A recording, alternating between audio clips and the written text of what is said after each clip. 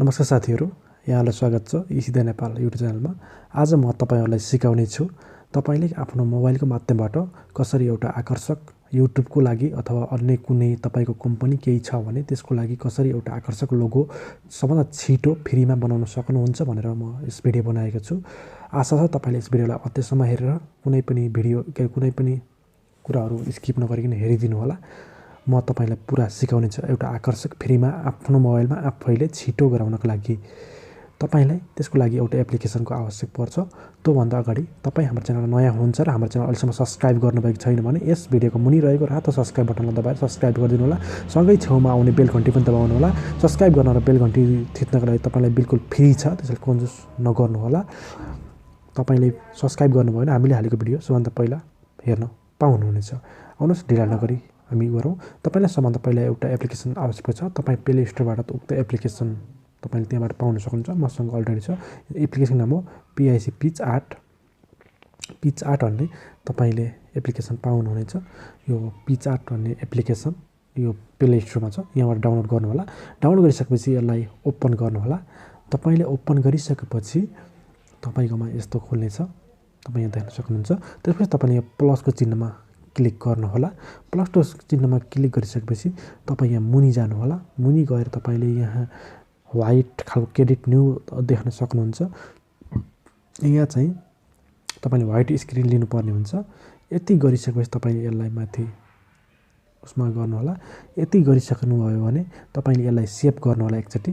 मैले यसलाई सेभ गरिसकेको छु, त्यसैले म सेभ गरेको उसमै गए म ब्याकग्राउन्ड एड दिन्छ। यसलाई ब्याक गर्नु होला। ब्याकग्राउन्ड मैले व्हाइट लिए। अहिले तपाईले सेभ गरिसक्नुभयो।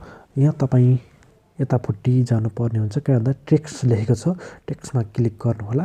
अनि तपाईको च्यानलको नाम चाहिँ तपाईले कस्तो राख्न चाहनुहुन्छ त्यही अनुसार गराउनु होला। मैले चाहिँ तपाईलाई एउटा दिने छु, जस्तो मैले यस अनि अर्को डी गराइदिए। यस डी अथवा यस एम, मैले यस एम लेख्दिए एउटा यस्तो हाल गराउँछु। त्यसैले मैले पहिला अक्षर सुरुको अक्षर यस मात्रै टाइप गरेँ। यसलाई म राइट दिएँ। त्यसपछि मैले यहाँ तलपट्टि कलर छान्ने छु। कलर मैले यो कलर छाने, यो कलर।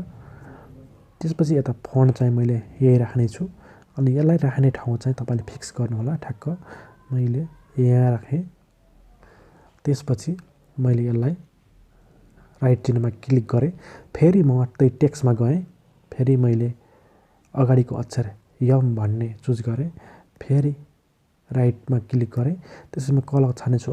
कलर मैले अहिले ब्ल्याक छान्ने छु। त्यसपछि फन्ट त्यही छान्ने छु भने यसलाई ठ्याक्क यससँग मिलाउने छु। तपाईले आफ्नो साइज ढिलो गरी मिलाउनु होला भन्न चाहे। मैले यसरी यसलाई यहाँ राखेँ। ठ्याक्क यसको यहाँ साइडमा राख्न चाहे। तपाई देख्न सक्नुहुन्छ। यसलाई पनि मैले राइट गरेँ। म छिटो गरिरहेको छु।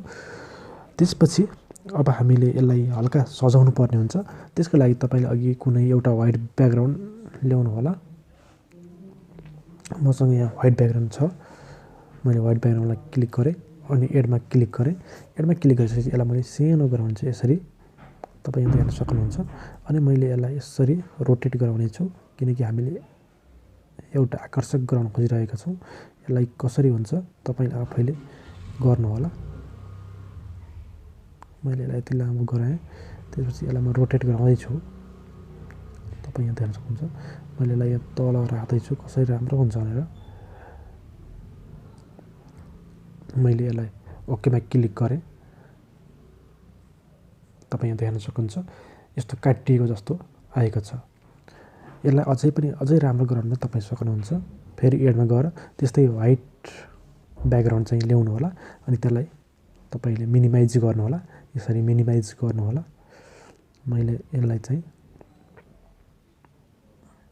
कहाँ भन्दा यतापट्टि राख्ने, यो तलपट्टि यसको तल राख्न चाहे। यो अलि ठुलो भयो जस्तो लाग्यो, त्यसैले मैले यहाँ राखेर यसलाई ओके गरेँ।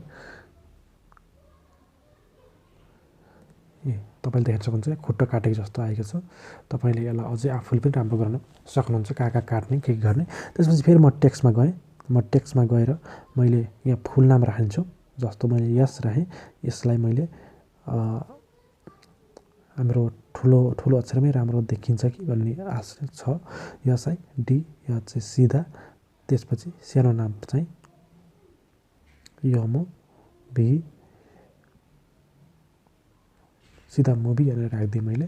तपाईँ जुन अक्षरमा राम्रो देखिन्छ त्यही अनुसार गर्नुहोला। मैले कलर चाहिँ मैले यहाँ रातो राखिदिएको छु। तपाईँले आफूलाई जुन राम्रो लाग्छ त्यही गर्नु। यसलाई तानेर ठ्याक्क तलपट्टि राख्नुहोला। यसरी मैले यहाँ यसरी राखेँ यसलाई। त्यसपछि मैले यसको फन्ट चाहिँ तपाईँले यहाँ देख्न सक्नुहुन्छ। फन्ट चाहिँ कुन राख्ने, कसरी राख्ने, बढाउने अथवा घटाउने, कलर कस्तो राख्ने भनेर तपाईँले आफैले यहाँ हेर्न सक्नुहुन्छ। यसरी तपाईँ कलर पनि आफैले चुज गर्न सक्नुहुन्छ। जस्तो मैले यसलाई यस्तो गरेँ।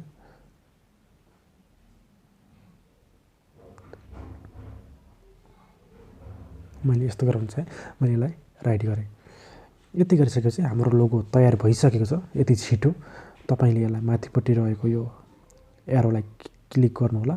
त्यसपछि सेपमा गएर तपाईँले यो सेपमा गएर सेपलाई क्लिक गर्नु।